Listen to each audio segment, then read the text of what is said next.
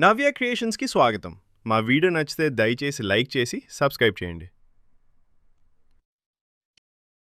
ఒక్కసారి చంద్రన్ అనే చిన్న వేటగాడు అడవిలోకి వెళ్ళాడు. అతను ఆనందంగా తన దారిలో నడుస్తున్నాడు. కానీ కొంతసేపటికి అతను దారి తప్పాడు. చీకటి పెరిగి అడవిలో భయంకరమైన శబ్దాలు వినిపించాయి.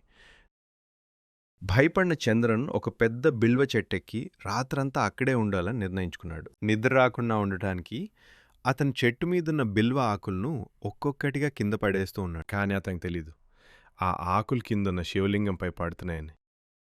ఉదయం అయ్యేసరికి పరమశివుడు ప్రత్యక్షమై చంద్రన్కి నవ్వుతూ కనిపించాడు. చంద్రన్ పవిత్రమైన హృదయాన్ని చూసి శివుడు అతనికి ఆశీర్వాదం ఇచ్చాడు. ఆ రోజు నుంచి ప్రజలు శివరాత్రి రోజు జాగారం చేసి బిల్వ ఆకులతో శివుణ్ణి పూజ చేస్తూ పండగగా జరుపుకుంటున్నారు. కొన్నిసార్లు మనం తెలియక చేసిన మంచి పనులు కూడా దేవుడికి నచ్చుతాయి. Thanks for watching.